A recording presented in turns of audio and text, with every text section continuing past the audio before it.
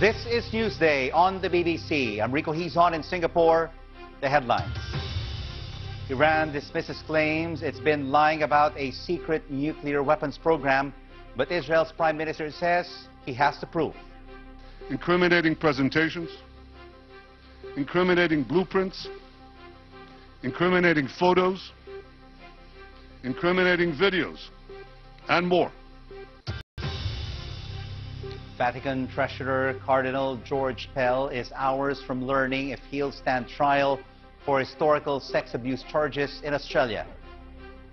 I'm Kasia Madeira in London. Also in the programme, Afghanistan mourns after one of the worst days of violence this year. And the collapsing glacier, which could raise sea levels by a metre, a warning for the world's low-lying regions. Live from our studios in Singapore and London. This is BBC World News. It's Newsday. Glad you could join us. It's 8 in the morning here in Singapore, 1 a.m. in London, and 3 in the morning in Tel Aviv, where the Israeli Prime Minister says he has new and conclusive proof that Iran has been hiding nuclear weapons activity despite its repeated denials. Benjamin Netanyahu presented documents he said had been found in a secret location in Tehran. Iran lied about never having a nuclear weapons program. 100,000 secret files prove that they lied. Second, even after the deal, Iran continued to preserve and expand its nuclear weapons know-how for future use. Why would a terrorist regime hide and meticulously catalog its secret nuclear files if not to use them at a later date? The White House said the information released by Israel provided new and compelling details about Tehran's efforts to develop missile-deliverable nuclear weapons. Mr. Netanyahu's claims come just before President Trump has to decide whether to stick with the Iran nuclear deal or walk away. They're not sitting back idly. They're setting off missiles, which they say are for television purposes. I don't think so. So we'll see what happens. I'm not telling you what I'm doing, but a lot of people think they know. And on or before the 12th, we'll make a decision. That doesn't mean we won't negotiate a real agreement.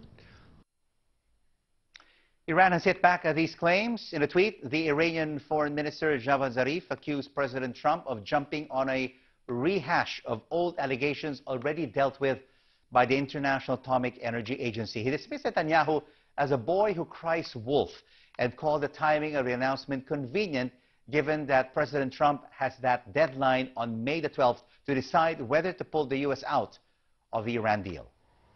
And the BBC website will keep you up to date with the latest claim and counterclaim between Israel and Iran over covert weapons programs. There you'll also find analysis of whether the current nuclear deal could collapse. All that and much, much more on bbc.com/news. Now to some of the day's other news stories. One of the most senior figures in the Roman Catholic Church, Cardinal George Pell, has arrived in court in Australia. He'll be finding out whether he'll face trial over allegations of historic sexual abuse. A magistrate will hand down her decision after hearing 4 weeks of evidence, including testimony from complainants who say that they were abused by him. Cardinal Pell denies the allegations. Our correspondent Hal Griffith is at the court in Melbourne. It's a year now since Cardinal Pell flew back from Rome here to Australia, where he was once an archbishop and before that trained as a priest, to face those multiple allegations of sexual assault. Now, they're historical. They go back over the course of some 40 years, but the details haven't yet been made public. During the 4 weeks of hearings here, however, we did get at least some suggestion of the allegations against him, that at some stage he's accused of sexually assaulting young people at a swimming pool in the town of Ballarat, at a cinema, then also here in the city of Melbourne at one of the churches. Now, he has throughout strenuously denied the allegations.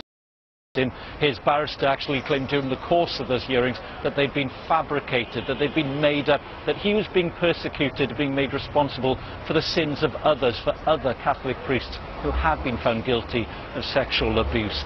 He will find out later on this morning what the magistrate has decided, whether she thinks there are sufficient grounds, strong enough evidence to put this case to trial. There are a lot of people gathering here this morning to find that out. Both supporters of Cardinal Pell, and he does have many within Australian society, but also those who are relatives of people who claim to be victims of sexual abuse here in Australia. It is likely to be a very significant day in this case. We'll find out the magistrate's decision in just a couple of hours. Yes, and of course, once we get that, Hal will bring that to us. But now, some of the day's other news stories. The British Prime Minister, Theresa May, has appointed Sajid Javid to be the new Home Secretary.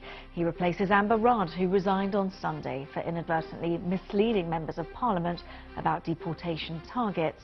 Mr. Javid is the son of a Pakistani bus driver whose family came to the UK in the 1960s. A Danish man has become the first person to be punished under Malaysia's controversial fake news laws. Salah Salem Saleh Suman was given a one-week jail term. He made and posted a video on YouTube accusing emergency crews of responding slowly to the killing of a Palestinian member of Hamas who'd been shot down in the capital Kuala Lumpur just over a week ago.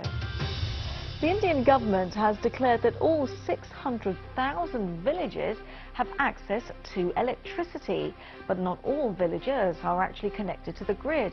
Now, 200 million Indians are still without power, that figure according to the World Bank. 4 skiers and 2 climbers have died after bad weather forced them to spend Sunday night outdoors in the Swiss Alps. 5 more are in a critical condition. The alarm was raised when the party failed to arrive at a mountaintop cabin in Pindarola. And some snooking news. China's Ding Junhui is safely through to the quarterfinals of the World Snooker Championships in Sheffield. The Chinese star needed just 1 frame to wrap up a comfortable victory over Anthony McGill.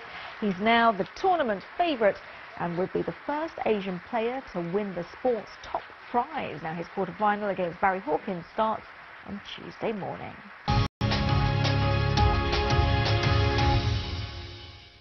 Dozens of people have been killed in a series of attacks across Afghanistan, including a number of journalists.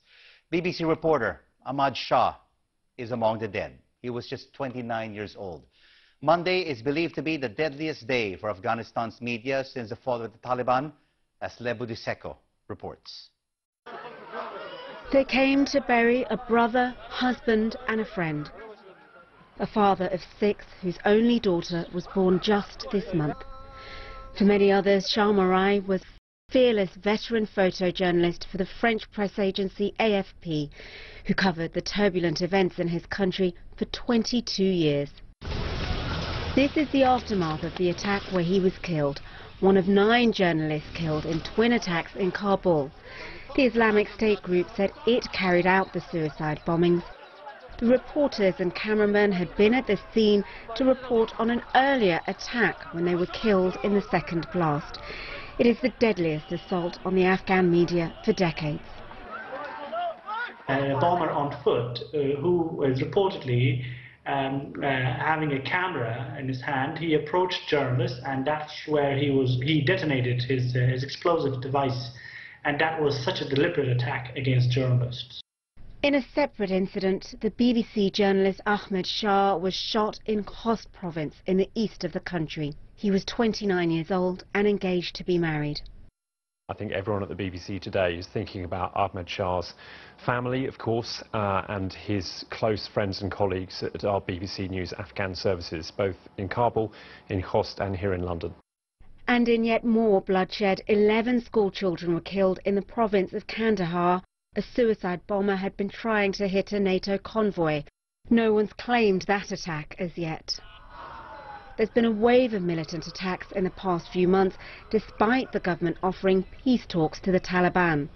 And with elections due later this year, many fear what more terror might await the people of this country. Lebu Diseko, BBC News. Let's return to our top story. The Israeli Prime Minister Benjamin Netanyahu, who went on national television to accuse Iran of a secret nuclear weapons program. Well, Iran has dismissed this as a rehashing of old claims, but Mr. Netanyahu said that he has conclusive proof that Iran lied about its weapons program. Well, James Acton is the co-director of the Carnegie Nuclear Policy Program, and earlier he told me that much of the information in Mr. Netanyahu's presentation was actually already known.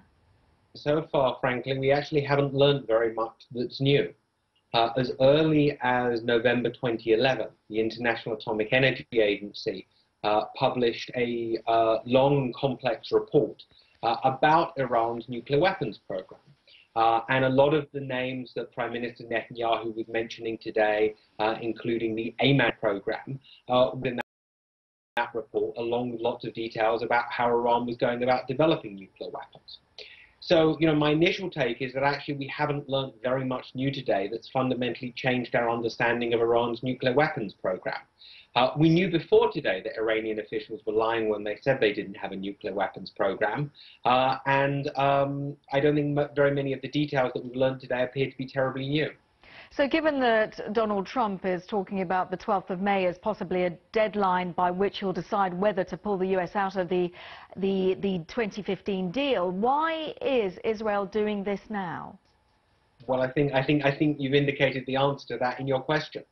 I think that Mr. Netanyahu had an audience of exactly one today. That audience was President Trump. By all accounts, President Trump is veering towards withdrawing from the Iran deal, or at least stopping granting Iran some forms of sanctions relief that would ultimately lead to the deal's collapse. He hasn't yet announced that's what he's going to do. Presumably he is not completely decided yet. And I think that Mr. Netanyahu's speech today was aimed squarely at trying to get Trump to withdraw from the deal. What's your reading of what could happen next in that case? Right, so the next decision that the US has to take is on the 12th of May. If certain sanctions on Iran are to continue to be waived, then Trump has to sign a waiver. If Trump doesn't sign that waiver, then the US would be in non-compliance with the deal. He may, while he's at it, decide to remove other sanctions. As the president, he can do that he may decide to reimpose other sanctions. As the president, he can do that at any time. To my mind, that would be the beginning of the deal's end. I don't necessarily expect Iran to withdraw the next day from the deal. I would expect frantic diplomacy from the Europeans to try to keep the deal alive. But if the US is not committed to this deal, then lots of the sanctions relief that Iran was promised is not going to come through. And I find it hard to see the deal surviving over the next few months. James Acton there from the Carnegie Nuclear Policy Program. Now, some breaking news coming in from Washington, because we're being told that President Donald Trump has postponed a decision on imposing steel and aluminium tariffs on Canada, the European Union, and on Mexico until the 1st of June. Those countries have been granted temporary exemptions. They were due to expire at midnight on the 1st of May, so that deadline just gone. But that's news coming in that the president has decided to postpone a decision until the 1st of June on those tariffs. So the moment we get more on that, we'll bring that to you. And you're watching Newsday on the BBC, live from Singapore and London. Still to come on the program. Rodents on the rampage. New Zealand tries to tackle a booming population of rats and mice. Also coming up on the program, the sound of Himalayan hip-hop. Bhutan's rising star of rap sets his sights on social issues.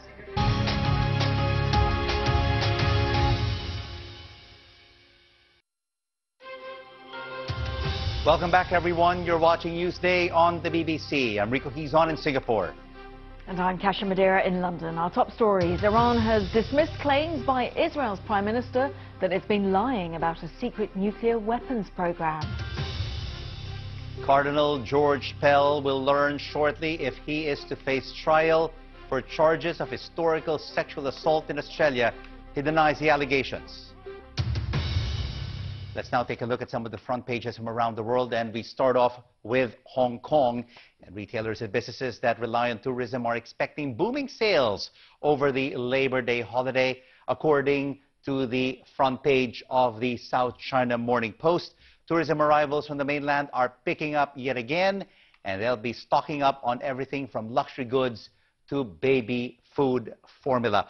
Well, changing the page now to the China Daily, and it says top Chinese universities are now embracing gaming as they see big opportunities in this sector. Long were the days when gaming was considered the #1 enemy of academic performance. And on the cover of the international edition of the Japan Times, high school students pose in the kimono, representing 100 different countries. It is to convey the message that the world is united ahead of the 2020 Tokyo Olympic Games and Paralympic Games. And now to trending. So which story is sparking discussions online, Kasia? Not just sparking discussion, sparking a furious row, Rico. And American high school students' prom pictures have sparked this really intense debate online after some social media users accused the 18-year-old of cultural appropriation. Now, this is Twitter user Kezia, who is not Chinese, but who posted pictures of herself wearing a traditional Chinese dress for her prom. Now, she says she was showing appreciation for Chinese culture, but many people were offended. One tweet in particular struck a chord. Jeremy Lamb tweeted, "My culture is not your prom dress." It was liked nearly 200,000 times. Now, Kezia has had support for her picture, but the row is the latest in a number of online arguments to erupt over perceived cultural appropriation. The Thwaites Glacier in Antarctica is melting at an increased rate, causing sea levels to rise. The UK and the United States are sending 100 scientists to assess the state of it. They say that if it were to collapse entirely, the rise in sea levels would be rapid and they could have dramatic consequences globally. Well, our science editor David Schuckman has more. Antarctica is changing. Scientists capture the moment that vast chunks of ice break into the ocean. There's so much ice here that even if just some of it melts, sea levels will rise around the world. So the urgent question is how rapidly the glaciers, the great streams of ice, are moving. Satellite pictures already reveal that one of the biggest of them, Thwaites, shedding huge blocks of ice. If the whole lot went, the sea would end up nearly a metre higher. This matters for the millions of people who depend on sea defences to keep them safe, from the Thames Barrier in London to walls of mud in Bangladesh. The key is predicting how fast the sea will rise. We found definitely a place that really could uncork the genie in terms of sea level rise at a much shorter time scale than's been talked about before. Things that would really make it difficult for coastal planners, cities, countries to react fast enough. This latest research will focus on the western edge of Antarctica, where the massive Thwaites Glacier, one of the largest on the planet, flows into the ocean. Now, scientists already know that warm seawater is working its way under the front of the ice, melting it from underneath. But they don't yet know whether the ice will totally collapse and raise sea levels. So over the next 5 years, they'll be measuring the ice from the air, checking the glacier's thickness by drilling into it from the surface, and also using robot submarines to explore what's happening to the ice underwater. The submarines will be venturing into a hazardous world, but what they find out will help improve the forecasts for the future of the sea level. Professor Karen Haywood is leading one of the teams that will deploy the subs. It's going to be very scary for us. We're going to be very nervous when we send it under the Thwaites Glacier for the first time. We will be crossing our fingers that it comes back safely. But it's thrilling as a scientist to get data from somewhere that nobody's ever measured before. But conditions will be unbelievably tough. The glacier couldn't be more remote. Getting scientists there will involve one of the largest operations ever mounted in Antarctica. And the teams camping on the glacier will have to endure notorious weather. But if they can help predict the rise of the oceans, they say it's worth it. David Schuckman, BBC News. After a hot and humid summer, the population of rats and mice is booming in New Zealand. And as the weather turns cooler, they're now heading into towns, cities, and people's houses in their thousands in search of food. And it's not just a problem of public health. They're also blamed for the killing of millions of native birds each year. James Russell from the School of Biological Sciences at Auckland University explained why rats are heading into the cities.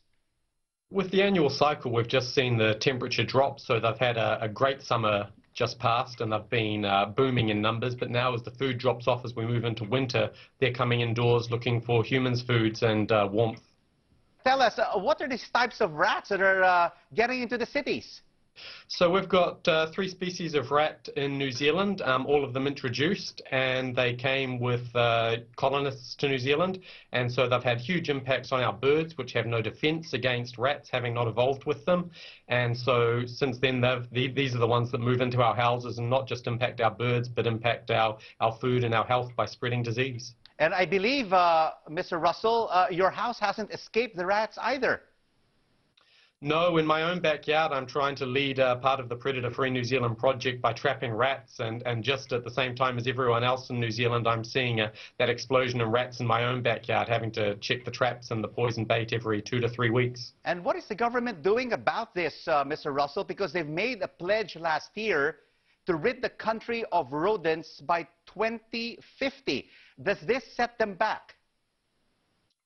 This is just part of an annual cycle, so we expected it, although it was worse than usual because of the extremely hot summer we've just had, the hottest summer on record since 1998 due to a combination of climate change and La Nina weather cycles. So this isn't a huge setback for the predator-free program, but knowing that these kind of cycles will get worse as the climate warms, the government is committed more so than ever to trying to eradicate rats from the entirety of New Zealand. Dr. Russell there explaining New Zealand's rodent problem to Rico. Now, Bhutan's population is only around 800,000, but it has a thriving music scene. One of its emerging stars is the rapper Kezang Dorji. The 28-year-old is a big fan of the American rapper Eminem and raps about social issues like alcoholism and also substance abuse. Well, the BBC's Ambarasan Ethirajan caught up with him. I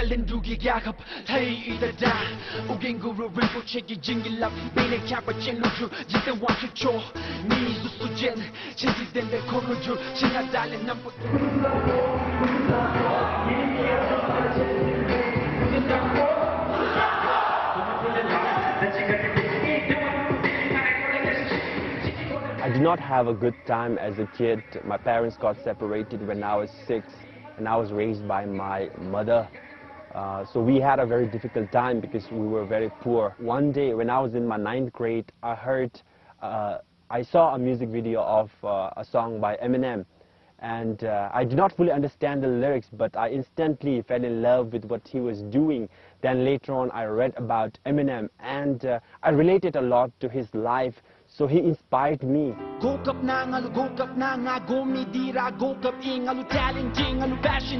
I'm gonna bring the wind of change, and just the future with the present, do so many things. So in my songs, I mostly talk about my life. Then I talk about like not giving up by not getting into bad things like drugs, alcohol, and substance abuse. I talk about staying optimistic and working hard. For instance, I have this song titled Kuzu Zangpo, which is like an autobiography. It goes something like this. Chilo chiktong gup jagip chijagu, chida chupachi tenir nilu. Dinchewe amagi mili, nanunga longa tinse de ikalu. Chungugangi dite datu yachiri. Chilu labru no michigi ramiche mapa ikadede pimba chinchegi hago. We have this very huge Bollywood influence in our country, and now we have Korean and Western culture coming in as well. So artists like me, we are trying to promote our own industry and promote our own culture by using their genre, by having elements of our culture like Buddhism and our values in our songs. And this is what I'm going to continue doing as long as I can. My purpose is peace. There's more than just a star. I got no time like the swine. I'm focused on my grind like Siddharth in Bodh Gaya. Nothing can harm me. Skin like Bruce Banner. One-man army. And that was Kezang Dorji, rapper from Bhutan. And you've been watching Newsday on the BBC News. I'm Rico, together with Kasha Madeira in London. What do you think, Kasha? That was Rico. He's on in Singapore. He's not a rapper. I'll just let you in on a little secret there. Rico, thanks very much from me and the team here in London. We're going to leave you with pictures from China's Yunnan province where, yes, you're seeing double. Those are twins because Yunnan is welcoming sets of twins from around the world. It's part of their International Twins Festival celebrating all things double. Thanks for watching Newsday.